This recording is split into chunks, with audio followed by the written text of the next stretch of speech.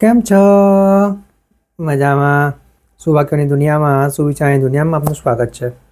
મારા મિત્રો, એવું કહેવાય છે કે દયા, કાઇન્ડનેસ એક એવો ગુણ છે જે માણસને માણસ બનાવે છે. આવી જ કોઈ વાતને સુવિચાર તરીકે કોઈ અજ્ઞાતે ખૂબ સરસ રીતે લખ્યું છે. આજનો જે સુવિચાર છે તેનો વિષય છે દયા, કાઇન્ડનેસ. કોઈ અજ્ઞાતે લખ્યું છે કે દયા એ એક એવું ધિરાણ છે કે જેનું ઋણ અગર કોઈ વ્યક્તિ નહીં ચૂકવે તો પણ કુદરત ચોક્કસ ચૂકવશે. મારા મિત્રો, વાત ખૂબ જ સીધી છે, ખૂબ જ સરળ છે, એટલી જ મહત્ત્વની છે. અહીંયા જે વાત છે તે દયાની છે, કાઇન્ડનેસની છે. આજની આ દોડધામવાળી, હરીફાઈવાળી જિંદગીમાં દરેક વ્યક્તિ પ્રેક્ટિકલ બન્યો છે. મોટાભાગના વ્યક્તિઓ કોઈ પણ સંબંધ બનાવતા પહેલાં નફા નુકસાનનો માપદંડ વિચારી લેતો હોય છે. અને આ બધા માપદંડમાં દયા તો ક્યાંય ખોવાઈ જાય છે, મદદની ભાવના તો ખોવાઈ જ જાય છે.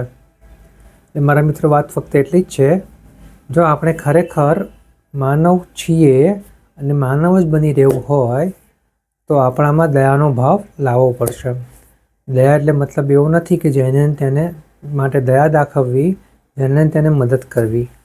પરંતુ જે ખરેખર તકલીફમાં છે, જેને ખરેખર મદદની જરૂર છે, જે પોતાની જાતે કંઈ કરવા સક્ષમ નથી, તેવી વ્યક્તિ પ્રત્યે દયાભાવ બતાવવો, તેને મદદ કરવી, તેને હાથ પકડીને આગળ લાવવું, આ બધું જ આપણા જીવન માટે ખૂબ સારું સાબિત થાય છે. આ બધા ગુણ જ આપણને આપણા જીવનમાં આગળ વિકસિત કરે છે અને આગળ લઈ જાય છે. એટલે અહીંયા દયાભાવ, કાઇન્ડનેસ એટલે એવું નથી કે ફક્ત દયા જ દાખવવી અને કંઈ કાર્ય નહીં કરવું.